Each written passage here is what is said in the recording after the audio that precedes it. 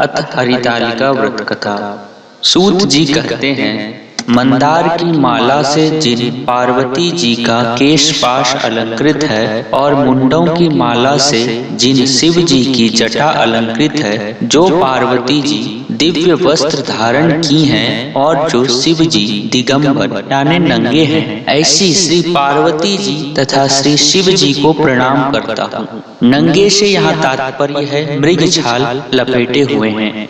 रमणीक कैलाश पर्वत के शिखर पर बैठी हुई श्री पार्वती जी कहती हैं, हे महेश्वर, हमें कोई गुप्त व्रत या पूजन बताइए जो सब धर्मों से सरल हो, जिसमें परिश्रम भी कम करना पड़े लेकिन फल अधिक मिले। हे नाथ, यदि आप मुझ पर प्रसन्न हो तो यह विधान बताइए। हे प्रभु, किस तप, व्रत या दान से आदि, मध्य और अंत रहित आप जैसे महाप्रभु हमको प्राप्त हुए हैं? शिव जी बोले, हे देवी सुनो, मैं तुमको एक व्रत जो मेरा सर्वस्व और छिपाने योग्य है, लेकिन तुम्हारे प्रेम के वशीभूत होकर मैं तुम्हें बतलाता हूँ। शिव जी ने कहा, भारतवर्ष में जैसे नक्षत्रों में चंद्रमा, ग्रहों में सूर्य, वर्णों में ब्राह्मण, देवताओं में विष्णु भगवान, नदियों में गंगा, पुराणों में महाभारत, वेदों में सामवेद और इंद्रियों में मन श्रेष्ठ है, सब पुराणों और वेदों का सर्वस्व जिस तरह कहा गया है, मैं तुम्हें एक प्राचीन व्रत बतलाता हूँ। एकाग्र मन से सुनो। जिस व्रत के प्रभाव से तुमने मेरा आधा आसन प्राप्त किया है, वह मैं तुमको बतलाऊंगा, क्योंकि तुम मेरी प्रेयसी हो। भाद्रपद मास में हस्त नक्षत्र से युक्त शुक्ल पक्ष की तृतीया तिथि को उसका अनुष्ठान मात्र करने से स्त्रियां सब पापों से मुक्त हो जाती हैं। हे देवी, तुमने आज से बहुत दिनों पहले हिमालय पर्वत पर इस व्रत को किया था, यह वृतांत मैं तुमसे कहूँगा। पार्वती जी ने पूछा, हे नाथ, मैंने क्यों यह व्रत किया था? यह सब आपके मुख से सुनना चाहती हूँ। उत्तर की ओर एक बड़ा रमणीक और पर्वतों में श्रेष्ठ हिमवान नामक पर्वत है। उसके आसपास तरह तरह की भूमियां हैं, तरह तरह के वृक्ष उस पर लगे हुए हैं, नाना प्रकार के पक्षी और अनेक प्रकार के पशु उस पर निवास करते हैं। वहां पहुंचकर गंधर्वों के साथ बहुत से देवता, सिद्धचारण, पक्षीगण सर्वदा प्रसन्न मन से विचरते हैं। वहां पहुंचकर गंधर्व गाते हैं, अप्सराएं नाचती हैं। उस पर्वतराज के कितने ही शिखर ऐसे हैं कि जिनमें स्फटिक, रत्न और वैदुर्य मणि आदि की खानें भरी हैं। यह पर्वत ऊंचा तो इतना अधिक है कि मित्र के घर की तरह समझकर आकाश का स्पर्श किए रहता है। उसके समस्त शिखर सदैव हिम यानी बर्फ से आच्छादित रहते हैं और गंगा जल की ध्वनि सदा सुनाई देती रहती है। हे पार्वती, तुमने बाल्यकाल में उसी पर्वत पर तपस्या की थी। 12 वर्षों तक तुम उल्टी टंग कर केवल धुआं पीकर रही। 64 वर्षों तक सूखे पत्ते खाकर रही। माघ मास में तुम जल में बैठी रहती और वैशाख की दोपहरिया में पंचाग्नि तापती थी। श्रावण महीने में जल बरसता तो तुम भूखी प्यासी रहकर मैदान में बैठी रहती थी। तुम्हारे पिता इस तरह के कष्ट सहन को देखकर बड़े दुखी हुए। वे चिंता में पड़ गए कि मैं अपनी कन्या किसको दूं। उसी समय नारद जी वहां आ पहुंचे। मुनि श्रेष्ठ नारद जी उस समय तुम्हें देखने गए थे। नारद जी को देखकर गिरि ने अर्घ्य, पाद्य, आसन आदि देकर उनकी पूजा की और कहा, हे स्वामिन, आप किस लिए आए हैं? मेरा अहोभाग्य है, आपका आगमन मेरे लिए अच्छा है। नारद जी ने कहा, हे पर्वतराज सुनो, मैं भगवान विष्णु का भेजा हुआ आपके पास आया हूँ। आपको चाहिए कि यह योग्य कन्या रत्न किसी योग्य वर को दे। भगवान विष्णु के समान योग्य वर ब्रह्मा, इंद्र और शिव इनमें से कोई नहीं है। इसलिए मैं यही कहूँगा कि आप अपनी कन्या भगवान विष्णु को ही देवें। हिमवान ने कहा, भगवान विष्णु स्वयं मेरी कन्या ले रहे हैं और आप यह संदेश लेकर आए हैं तो मैं उन्हें अपनी कन्या दूंगा। हिमवान की इतनी बात सुनकर मुनिराज नारद आकाश में विलीन हो गए। वे पीतांबर, शंख चक्र और गदाधारी भगवान विष्णु के पास पहुंचे। वहां हाथ जोड़कर नारद जी ने भगवान विष्णु से कहा, हे देव सुनिए, मैंने आपका विवाह पक्का कर दिया। उधर हिमवान ने पार्वती के पास जाकर कहा कि हे पुत्री, मैंने तुम्हें भगवान विष्णु को दे डाली। तब पिता की बात सुनकर तुम बिना उत्तर दिए ही अपनी सखी के घर चली गई। वहीं जमीन पर पड़कर तुम बड़ी दुखी होती हुई विलाप करने लगी। तुमको इस प्रकार विलाप करती हुई देखकर सखी बोली, तुम क्यों इतनी दुखी हो, इसका कारण बताओ। तुम्हारी जो कुछ इच्छा होगी मैं यथाशक्ति उसको पूरा करने की चेष्टा करूंगी, इसमें कोई संशय नहीं है। पार्वती बोली, मेरी जो कुछ अभिलाषा है उसे तुम प्रेम पूर्वक सुनो। मैं एकमात्र शिव जी को अपना पति बनाना चाहती हूँ, इसमें कुछ भी संशय नहीं है। मेरे इस विचार को पिताजी ने ठुकरा दिया है, इससे मैं अपने शरीर को त्याग दूंगी। पार्वती की इस बात को सुनकर सखियों ने कहा कि शरीर का त्याग न करो, चलो किसी ऐसे वन को चलें जहाँ पिता को पता न लगे। ऐसी सलाह कर तुम वैसे वन में जा पहुंची। उधर तुम्हारे पिता घर घर तुम्हें खोजने लगे।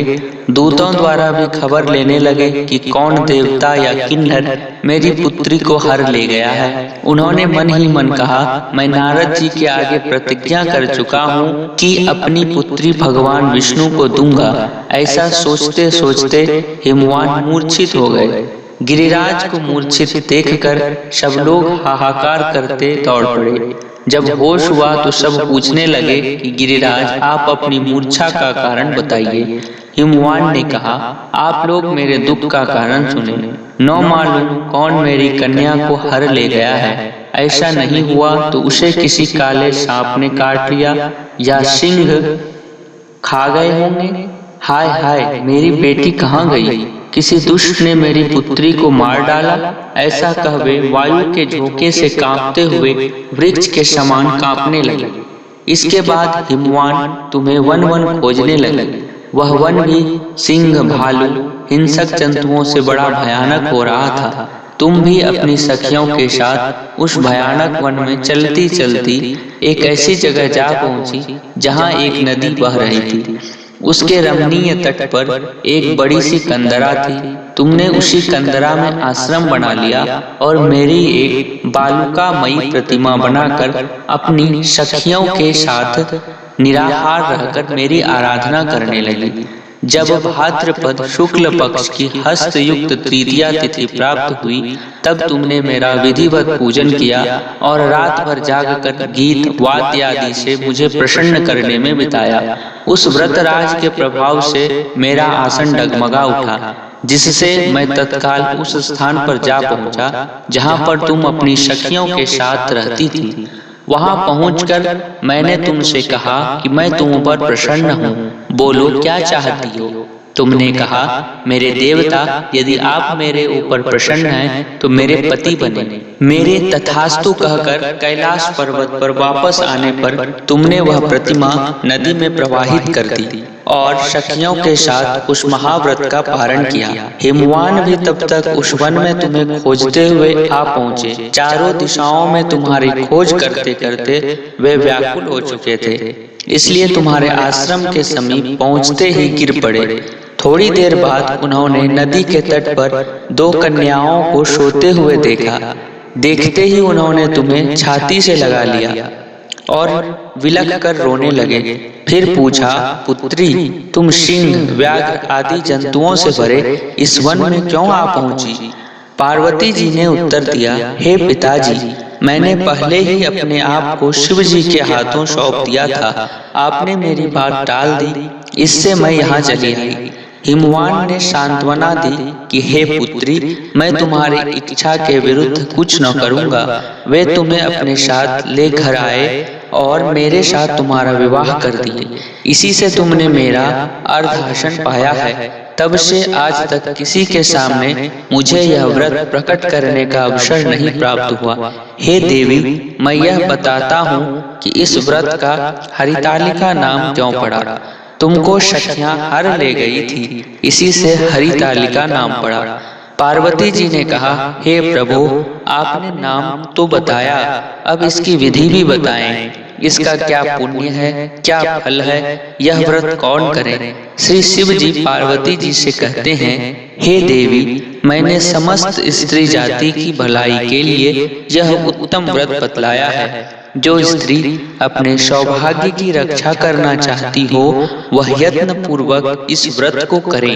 केले के खंभे आदि से सुशोभित एक सुंदर मंडप बनावे, उसमें रंग बिरंग के रेशमी कपड़ों से चंदोवा लगाकर चंदन आदि सुगंधित द्रव्यों से वह मंडप लिपवावे। फिर शंख, भेरी, मृदंग आदि बाजे बजाते हुए बहुत से लोग एकत्रित होकर तरह तरह के मंगलाचार करते हुए उस मंडप में पार्वती तथा शिव जी की प्रतिमा स्थापित करें। उस रोज दिन भर उपवास कर बहुत से सुगंधित फूल, सुगंध और मनोहर धूप, नाना प्रकार के नैवेद्य आदि एकत्र कर मेरी पूजा करें और रात भर जागरण करें। ऊपर जो जो वस्तुएं गिनाई गई है, उनके अतिरिक्त नारियल, सुपारी, जंबीरी, नींबू, लौंग, अनार, नारंगी आदि जो जो फल प्राप्त हो सके उन्हें इकट्ठा कर लें। उस ऋतु में जो फल तथा फूल मिल सके विशेष रूप से रखें। इसके बाद धूप, दीप आदि से पूजन कर प्रार्थना करें, हे शिवे, शिव रूपिणी, हे मंगले, सब अर्थों को देने वाली, हे देवी, हे शिव रूपे, आपको नमस्कार है। हे शिव रूपे, आपको सदा के लिए नमस्कार है। हे ब्रह्म रूपिणी, आपको नमस्कार है। हे जगद्धात्री, आपको नमस्कार है। हे सिंहवाहिनी, संसार के भय से भयभीत मुझ दीन की रक्षा करें। इस कामना की पूर्ति के लिए मैंने आपकी पूजा की है।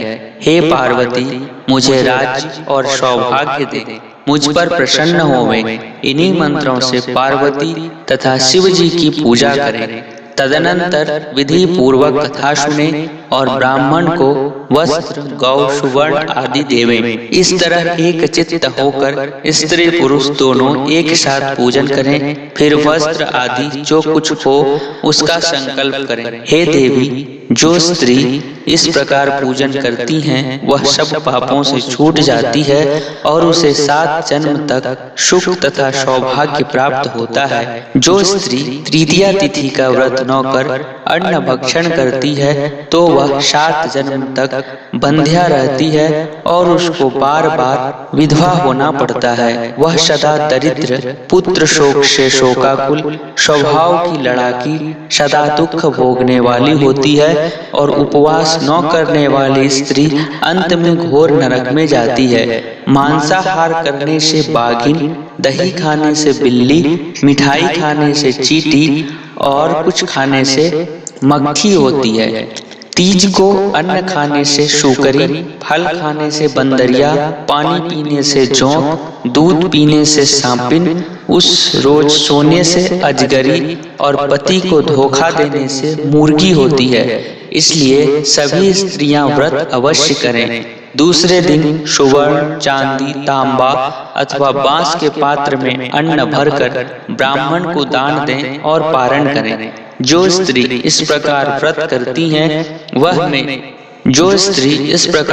करती है वह मेरे समान पति पाती है और जब वह मरने लगती है तो तुम्हारे समान उसका रूप हो जाता है। उसे सब प्रकार के सांसारिक भोग और सायुज्य मुक्ति मिल जाती है। इस हरितालिका की व्रत कथा मात्र सुन लेने से प्राणी को 1000 अश्वमेध और सैकड़ों वाजपेय यज्ञ करने का फल प्राप्त होता है। हे देवी, मैंने यह सब व्रतों में उत्तम व्रत बतलाया जिसके करने से प्राणी सब पापों से छूट जाता है, इसमें कुछ भी संशय नहीं। यह कथा यहाँ पूर्ण हुआ। यह हरितालिका व्रत कथा है। इसका आपने श्रवण किया।